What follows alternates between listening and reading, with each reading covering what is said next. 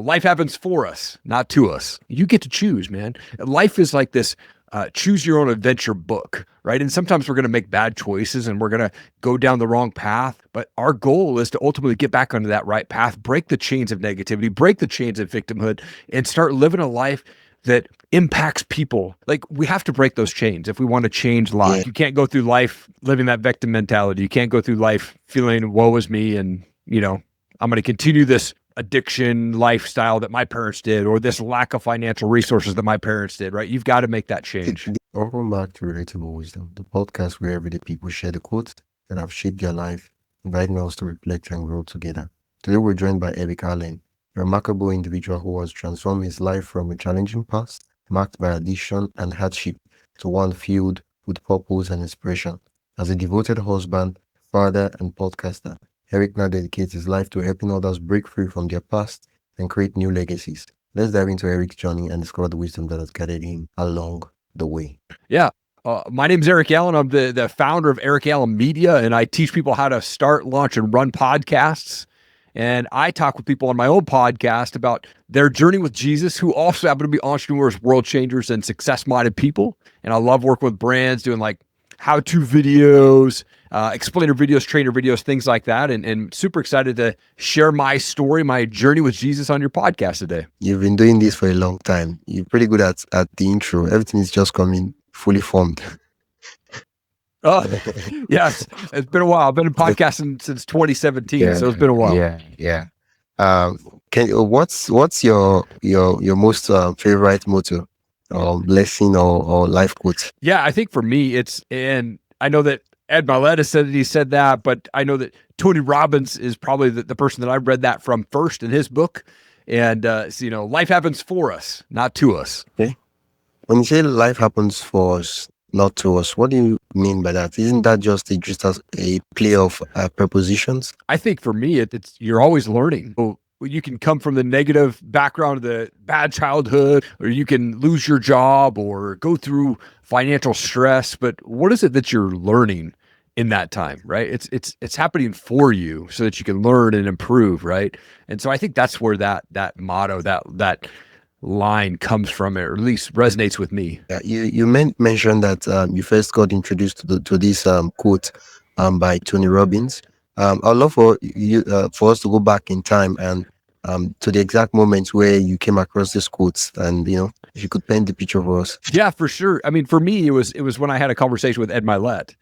So I was blessed enough to have Ed Mylett on my show, episode 12, way back in like 2019. When I talked to him on there, and he had told me that. And I had also heard him mention that before in his early days. When I first started connecting with him, he had less than 1 million followers on Instagram. And obviously we've seen him blow up over the years. But I think for me, coming from the childhood that I had, coming from the background that I had, that really started to resonate with me more when I heard that. And Ed Mylett said it first. That's where I first heard it. But then I read it in Tony Robbins' book, Awaken the Giant Within. And that book really was a game changer for me. But that quote, Tony Robbins says that quote in there, and that was well written, like way before Ed Mylett had actually said that. So for me, that was a quote that really hung around for me, and still to this day, I engraved it on a piece of wood that sits on my desk. Well, one of the things I've noticed about quotes, lessons, and all that is oftentimes, for some reason, when we hear a particular quote, especially when it's one of the thoughts, one of the experience that we've all had all our life, but we've never been able to articulate it so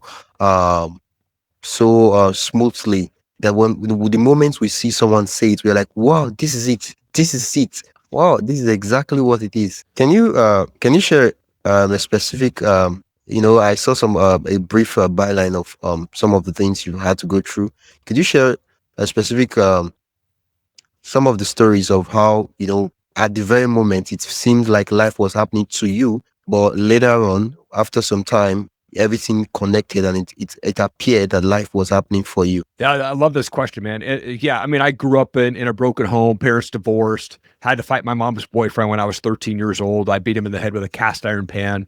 I had to break that fight up, and then spent the next 10 years of my life really wandering, I would say, the world, from, finding fulfillment in addictions and alcohol and drugs, and spent a lot of time wandering in that type of the world. I was in jail at 18. I was bankrupt at 21.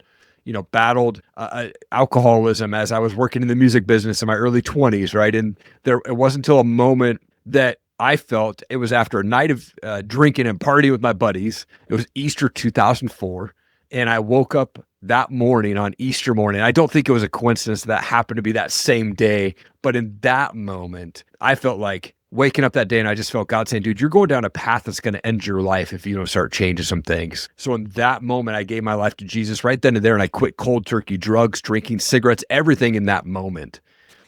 And it was at that moment that I knew that I had to change the environment. I was hanging around with guys that were going partying and things like that.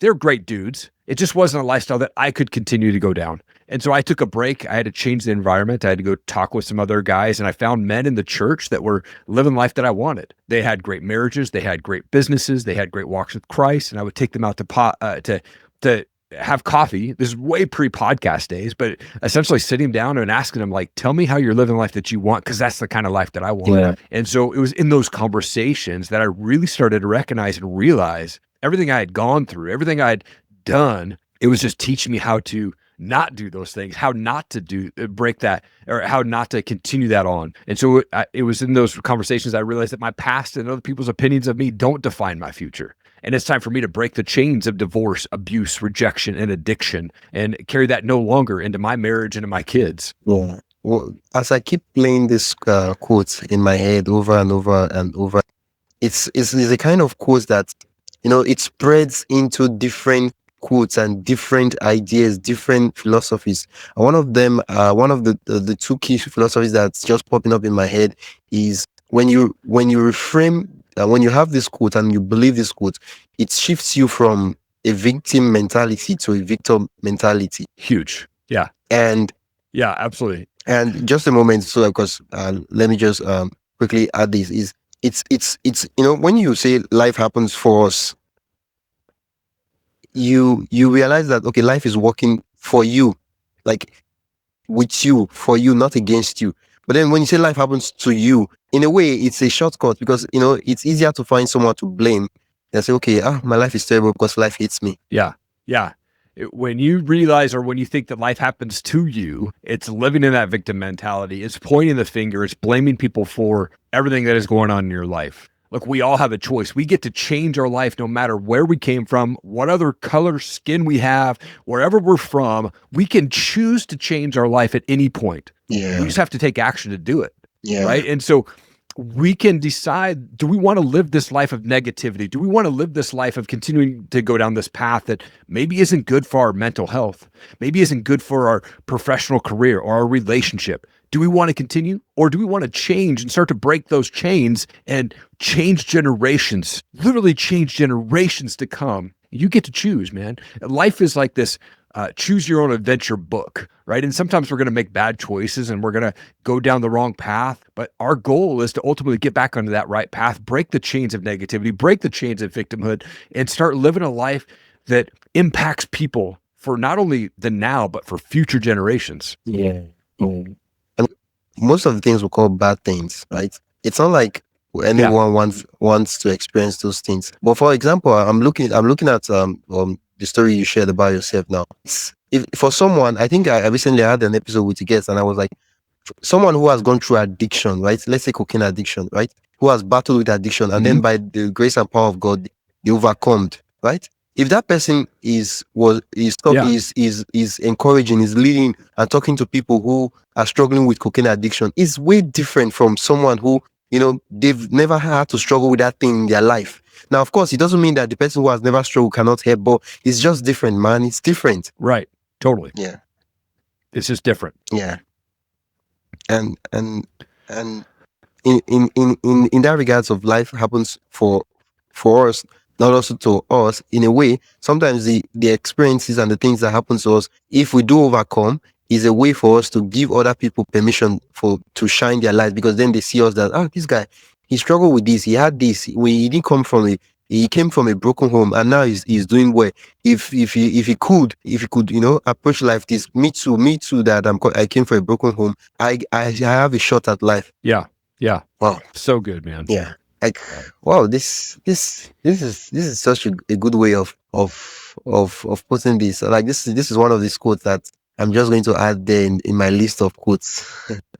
Yeah. Yeah, it's such a good quote, man. And it for me, it's life changing. And man, I would say that quote, once I heard that, it was a game changer for me. Just realizing like everything that I'd gone through, it just prepared me for everything to come. And I believe that's given me mental strength, and it's given me, physical strength in just a new way to look at life. I lived that victim mentality for a very, very long time. About 10 years of my life, I lived that victim mentality. And once I dropped it, it was a life-changing moment for me. Yeah, and I think, yeah, that's true. It's most of the problems we have. It's one of the mind of mentality of perception.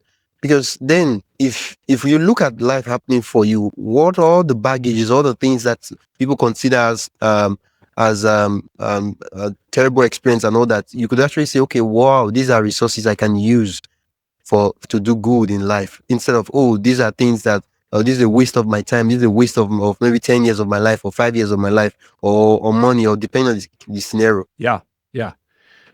I think my wife and I, we both come from broken homes. We both come from parents who were divorced, and I wouldn't wish that upon anybody. Yeah. But what I can look at it and say is I learned through watching my mom and dad, exactly how not to parent my kids, exactly how not to have a Yeah. right? And so I have to look at it that from that perspective. Yeah. And I think everything that happens in our life, there's going to be negative, there's going to be bad things, but we have to look at it from that. What am I learning in this process? Yeah. Right. And if we hold on to this victim mentality, like, oh man, I'm never going to get my parents were on disability, now I'm on disability, or my parents were on food stamps, now I'm on food stamps, right? Like, we have to break those chains if we want to change lives. Yeah. And we can't just hold that victim mentality. We've got to take that step out. We got to get uncomfortable, put ourselves in positions where we can grow, we can be stretched, and not just be constantly living in that negativity form. Yeah. Like, when you talked about how you've learned so much from um, uh, the broken homes of what not to do, it reminded me of, I can't remember the exact passage in Book of Proverbs, where he said look at the field of the lazy man and take instructions. I was like, what? Mm-hmm. Yeah, right. Yeah. So a lot good, of man. Yeah, a lot of persons would have some misconception and misinterpretation of this quote.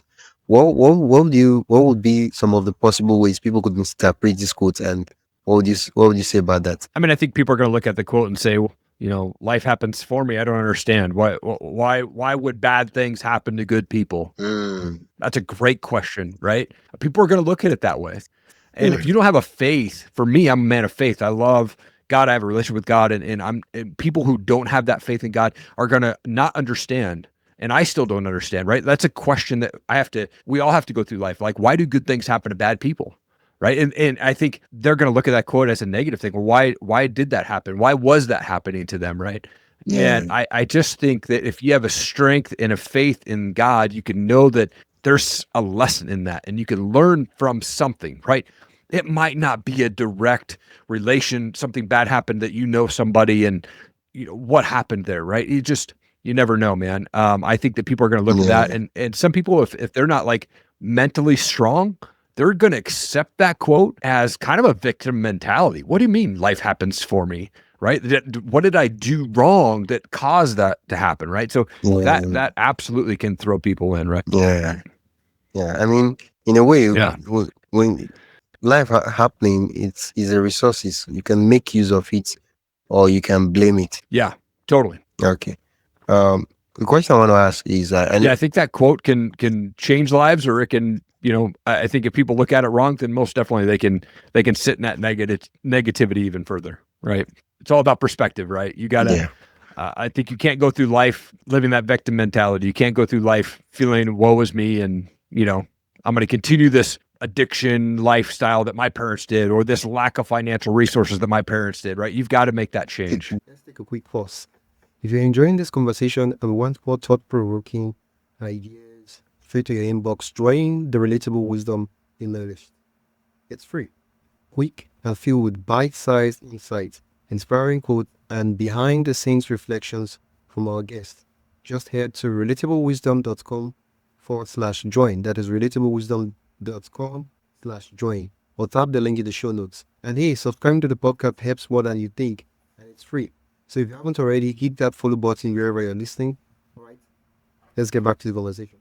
Over the course of when you had the quotes, have you ever had to adapt or reinterpret this motto, maybe as the circumstances or as life changed? For sure. I mean, I think that quote is so powerful, and it really relates to anywhere in life. I mean, I've been on food stamps, I've been on, Medicaid, I've been on, supplemental stuff to pay bills, right? Unemployment. I've gone through all that. I've had loss of my family, right? I've had to battle addictions. I've had to watch people that I love battle addictions, right? So you have to look at that quote, life happens for us, not to us. And what am I learning through this process? What am I supposed to learn through this process? What is someone else? What are they supposed to be learning through this process, right? It might not be just me. Maybe it's somebody that I know that's going through that. And we have to look at life going, again, I lived the negativity life for many, many years, 10 years at least of my life. Negativity, I'm the victim, woe is me. And once I flipped that switch, I realized that, again, my past and other people's opinions of me don't define my future. And I can change that at any point. Oh, can you, I love us to go professionally. Can you share an example of how this philosophy has improved or affected how you work and, the stuff you do with clients and customers? Yeah, I think for me, clients and customers, I want to make sure that I'm always giving them the best that I can, right? And so I'm a firm believer that everybody should launch a podcast. I think that everybody should, if you're in business at all, if you're an entrepreneur, if you're marketing or branding, like you should have a podcast because it opens up the door for so many awesome relationships. And I don't know who's listening to your show across the world, right? They might reach out to me and say, I heard you on, this show, and I want to now work with you. And I've actually had that happen before. I was being interviewed on a podcast, and I don't know who the listener is, but somebody posted that show on YouTube, and it got 50,000 downloads. Wow. Right? So you never know who's listening. And so I think when it comes to being professional, it's giving the customers more than what they would ever expect. Surprising them with the wow, going outside of the box of the norm and treating them with so much love and sincerity that they want to go and share, man, you got to go check out Erik. He helped me launch this podcast, or Erik did this awesome training video for me, right? We need to be able to give such good service that they would never want to give you a negative review. I've done over 100 projects on Fiverr working with 60 plus different brands. I have a 4.9 rating on there, and it's because I over deliver every single time. Wow. Oh, it's podcasting is really a way to build relationship, honestly. And I think that's a topic for another day. That if we start it, we might not even Hopefully, I might invite you. Yeah, that's true. Do you have your own podcast? Yeah. It's called the Erik Allen Show. Yep. Yeah, that's true. I'll love to. I'll tell my VA to reach out to you via my other podcast. I'd love to ask you about your podcast story. It's on the podcast by podcast story. Sure. So that'll be. I'll talk to her immediately after this interview. No problem. Yeah. What's your how do I put this question out?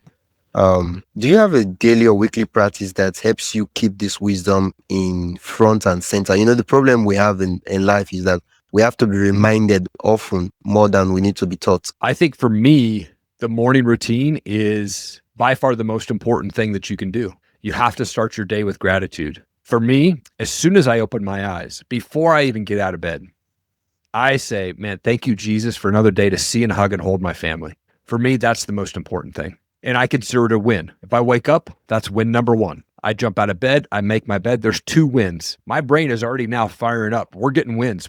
I got 2 wins in 15 seconds. One, because I woke up, and number 2, I made my bed like I said I was gonna. Right. And then for me, I go downstairs, I do some cardio work and get the blood flowing, right? And then I come upstairs and immediately I am in worship mode. So I'm turning on worship music. I'm in prayer.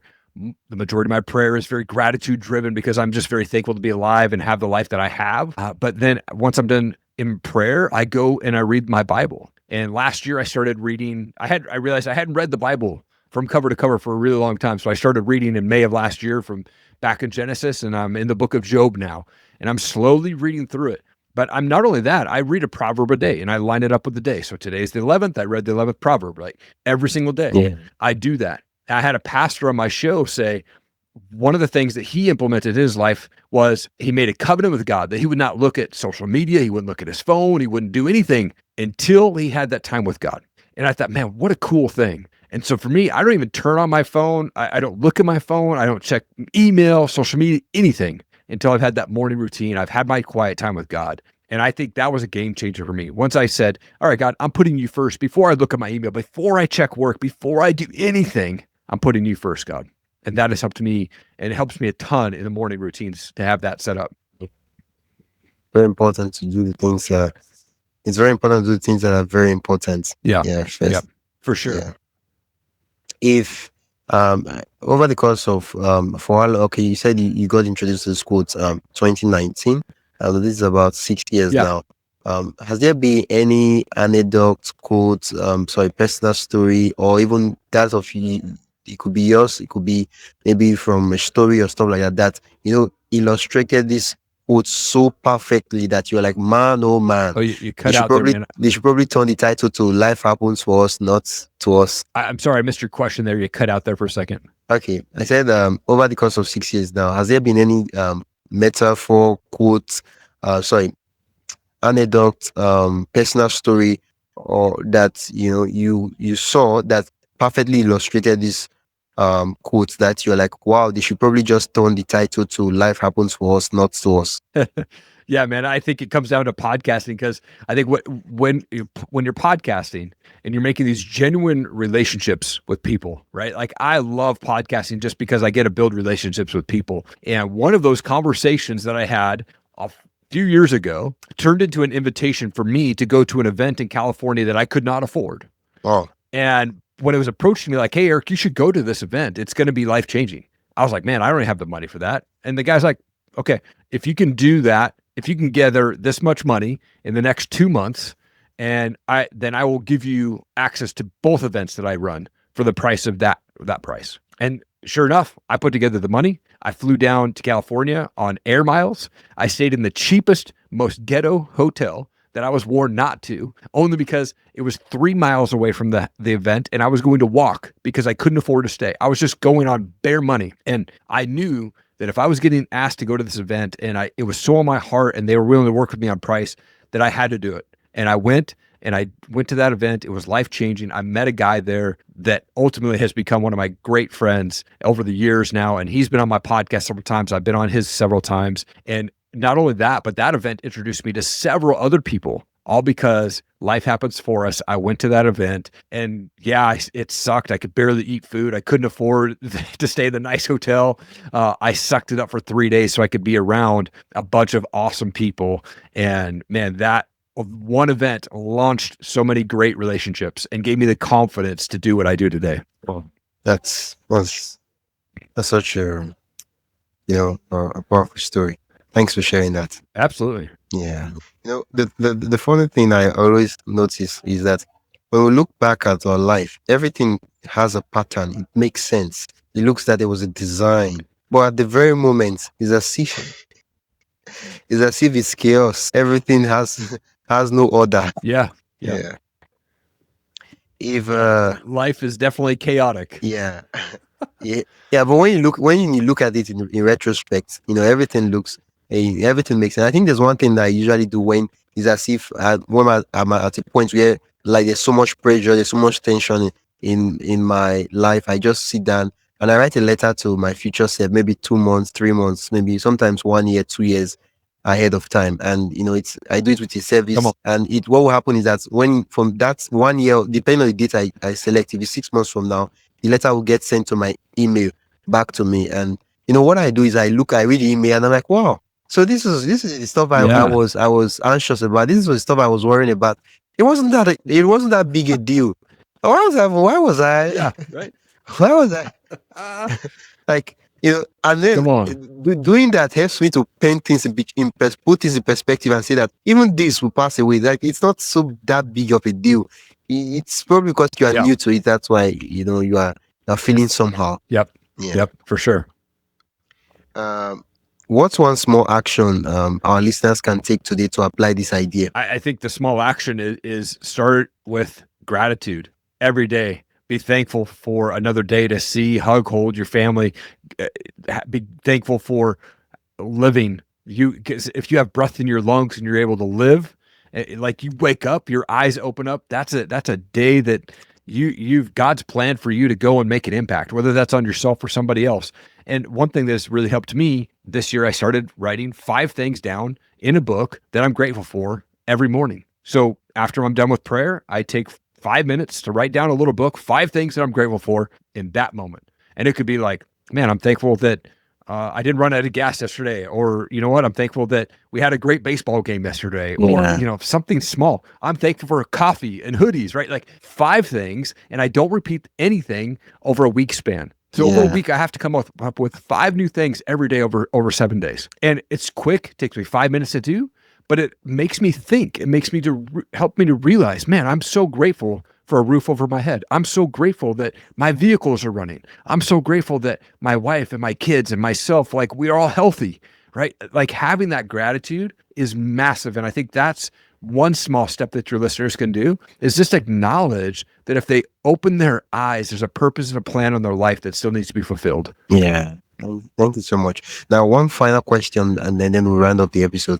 If a lot of people, when they hear philosophies and ideas and stuff like that, oftentimes I know and I believe that they all have sacrifices, and as much as they're good and they're interesting and positive benefits, how would I put it? I wouldn't. It's not necessarily negative. It's more like this is the sacrifice you need to pay in order to attain this. Everything has a sacrifice, whether you consciously or unconsciously pay it. It's just that sometimes, even though when we feel like we're not making decisions, we're actually making decisions by not making decisions. So Totally. If this philosophy had a warning label, right? Let's say it was in a can and there was it was in a bottle or something like that. What would the warning label be? I mean, I think that sacrifice is part of life, man. You get to decide, are you sacrificing your time, your money, your health, right? And ultimately, what are you sacrificing it for? For me, for many years, I would wake up at 4:00 in the morning, and I still wake up pretty early, between 4 and 5 every day. But people are like, why the heck do you wake up at that early? And for me, it's a drive to be successful for my family. So I want to be I'd rather be successful in life with my family than for sleep, right? Like I'm okay with sleeping 6 hours a night, because I know that if I wake up early, that gives me more time to start focusing on myself and focusing on helping to bring financial blessings to my family. That helps me to grow mentally, physically, spiritually, right? That morning time is good for me. And so sacrificing that little bit of sleep, for me, that's been a game changer. But everything that we do, we have to sacrifice something, whether that's time, money, health, relationships, whatever it is. But you have to weigh it. Does the sacrifice, is that going to be worth you leaving whatever you're sacrificing for the ultimate goal? Like, stop with the short-term hooray or satisfaction, right? What's the long-term goal? And you might have to sacrifice some time and stuff like that in the short term for that long-term goal that's coming. Yeah, thank you so much for coming on the podcast. It feels like we're in the same room having a conversation, even though we are like, is it millions or no, I don't know. Away from each other, and the energy, I know my listeners, they feel that energy too. Thank you so much, Erik, for coming on the podcast. Where can listeners, if they want to check out what you do, learn more about your stuff, where can they do that? Yeah, they could just go check out erikallenmedia.com. It's ErikAllen media.com. And my podcast is on there, my resources for podcast people. I've got some, offers on there. I've got some free stuff on there. My courses are on there. Some suggestions and things that will help people in the podcast world, the mental space. I also list all of the books that I have read over the years. And I'm constantly updating that with new books of things that I would suggest. Hey, check out this book, right? This has helped me. And so I like to put that stuff on there too. So there's a lot of book suggestions on there that you guys can go check out as well. But Erik Allen Media on there. I'm pretty active on Instagram and YouTube are my two platforms that I'm probably the most active on. Yeah. Thank you so much for coming on the podcast. Yeah. Thank you so much. I got to learn a lot, and yeah, the conversation was just smooth. And as a podcast host, you understand what I mean. That's not the case in every guest I have.